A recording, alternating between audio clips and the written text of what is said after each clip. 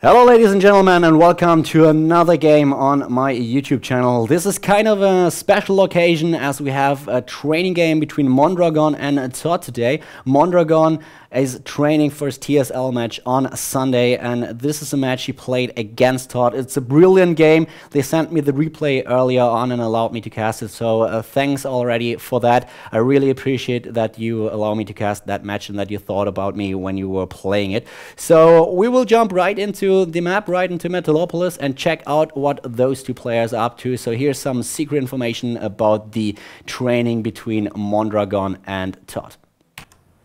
Mondragon against ToD, Zerg versus Protoss. A really nice match that we're going to see today on Metalopolis. Mondragon, being the Zerg player in orange, really has his work cut out for him on a Sunday in the TSL. He's facing Cruncher, and that's exactly the match those two players are training for. Mondragon, of course, has his work cut out for him, as Cruncher was able to defeat Dark Force early on this week with 2-0, and therefore the Zerg player from Germany is trying his best to prepare for the match against his US opponent.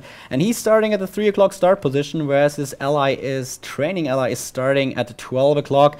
ToD starting as the blue Protoss player, he himself being a former WarCraft III pro gamer, and of course he's also a really good in StarCraft II. He's placing his first pylon at the bottom of the ramp, so he will definitely start with a fast expansion, and ToD right now is just relying on his economy and is chrono boosting his Nexus in order to get as many probes out as possible. And we have a scouting overlord by Mondragon, and he tries to avoid the scout of his opponent. Here comes the probe. Here comes the probe for ToD. ToD trying to check if there's an overlord somewhere on this map, and he doesn't see the overlord of Mondragon, so he doesn't know yet that his opponent is starting at the 3 o'clock start position.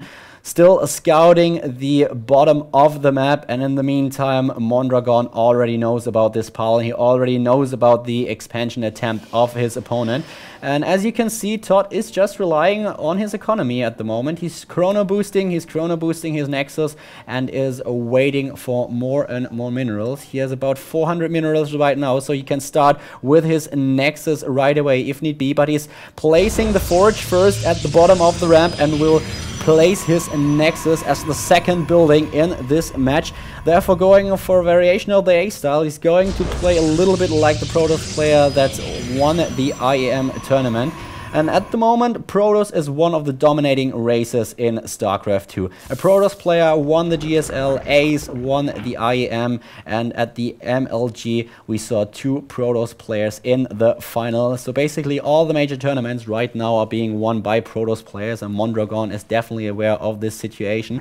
Zerg has a little bit of a disadvantage against Protoss right now, especially if it comes to late game, which is why a lot of players, as for example Nurture, are trying to defeat a Protoss player really early in the game by the use of speedlings, for example, with some additional roaches. And Mondragon is just trying to sneak his 6 lings into the main base of his opponent, but ToD, of course, is aware of the situation. He's already building his first gateway. The overlord of Mondragon is scouting the whole thing, and we see the first photon cannon being warped in, being ready. Immediately Mondragon retreating with his lings, and we have another photon cannon being placed by Mondragon, and now he's trying to sneak in with those lings, attempting to attack the gateway of his opponent. Here come the probes trying to block the choke, but ToD isn't reacting to the attack against his gateway. He's immediately retreated those probes to the mineral line in order to get more minerals, and as we can see right now, Mondragon has a shot at killing that gateway.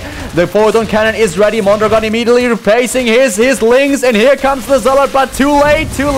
The gateway is already down, so the first production building of ToD has been destroyed, and Mondragon can be sure that his opponent won't be able to produce units early on, and therefore he can drone up, can build more drones, rely on his economy. He won't be able to take out that expansion of ToD. There are 2 cannons in place already. He might be able to kill some of the probes, maybe some of the buildings that ToD is going to build really soon with the use of roaches, but a macro game is more Mondragon style, so that's probably what he's going to rely on. We have one Zealot out on the field just trying to get some scouting information while Mondragon is building more drones, trying to get his economy going.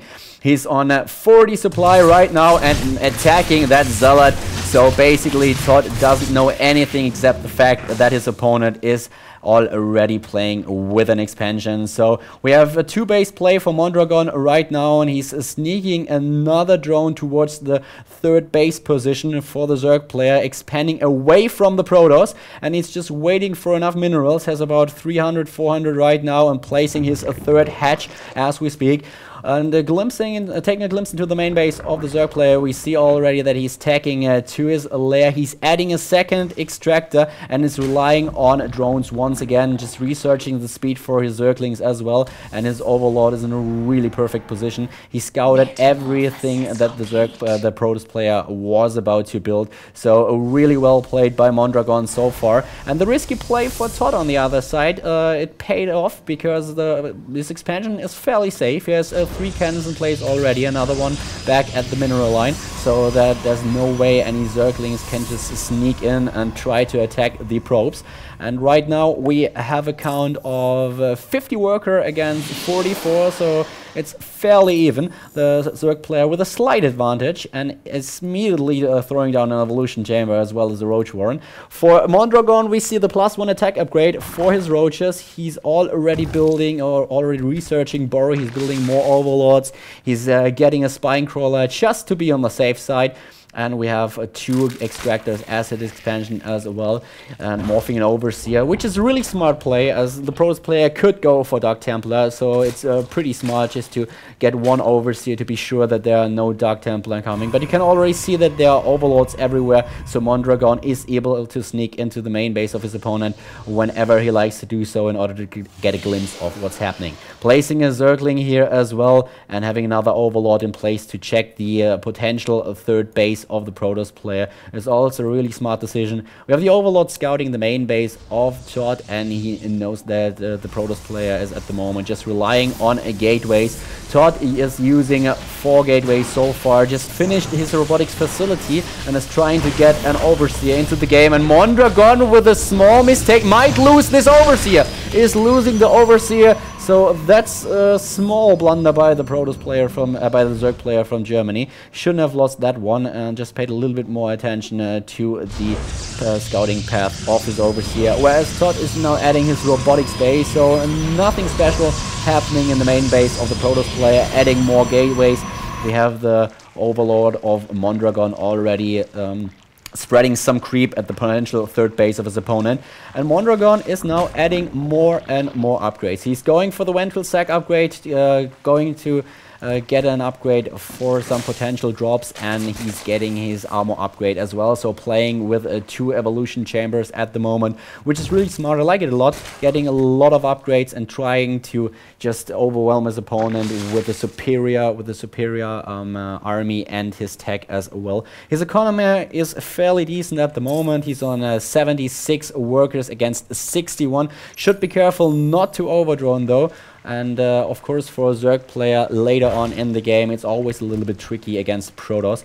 You basically have 2 options what you can do if you're facing the standard Protoss army with the Colossi, with the Stalkers and some Sentries. You can either go Roach Hydra and rely on some Corruptors in order to take out those Colossi, or you can try to play with Broodlords, which is a little bit tricky as well. And Protoss, with a lot of good upgrades, are fairly strong in the late game, and a Protoss player will always try to attempt to get a 3rd base, which is exactly what ToD is doing right now. He's walling off that ramp with a lot of gateways. He's also using some photon cannons and now adding his Nexus, adding his 3rd base. In the meantime, we have the +2 attack upgrade for the Zerg player being researched, as well as tunneling claws, and ToD having his first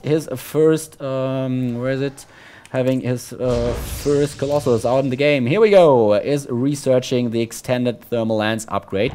on Mondragon trying to get a 4th base. This is what I really like about Mondragon. Mondragon is a macro player that doesn't rely too much on all-ins or really short games. He always tries to play the macro style, and he's not neglecting having bases. He's always going for another base, another hatchery, making sure that he has enough lava to support his play style. He already took both gas at his 3rd base and added a spine crawler as well. ToD is, by the way, also adding upgrades, and right now we have a small attack of Mondragon at the wall in at the 3rd base, and at the same time he's just dropping his opponent. He's going into the main base of ToD and trying to take out that robotics bay, and that would be huge. That would be really huge, denying ToD the possibility to add more colossi, and he's taken out the robotics bay. Here comes the Protoss player just trying to defend against the attack of Mondragon, and Mondragon sniping that colossi. Well, that was huge, and ToD definitely neglected to make sure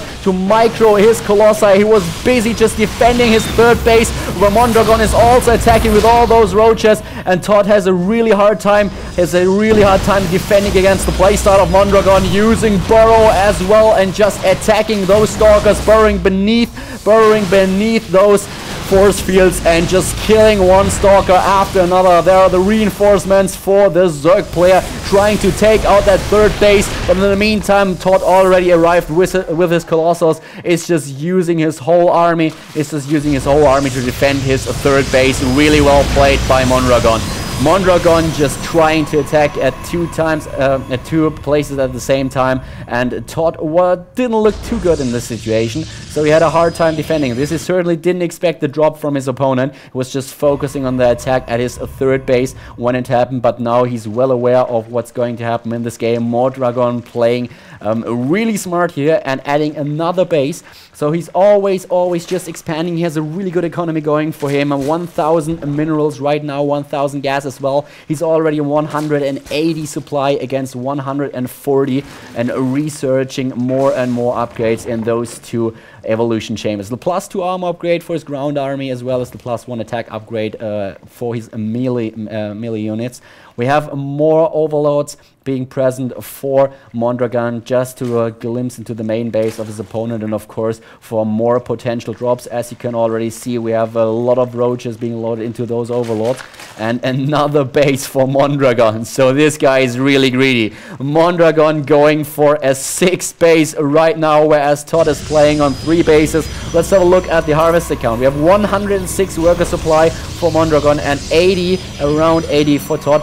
And this is overdoing it just a little bit. So Mondragon should really be aware of the fact that a lot of his supply is just in workers, and this can't be good for him later on. So he might be forced to kill some of his probes, but right now he's losing some roaches, just trying to retreat with those ground units.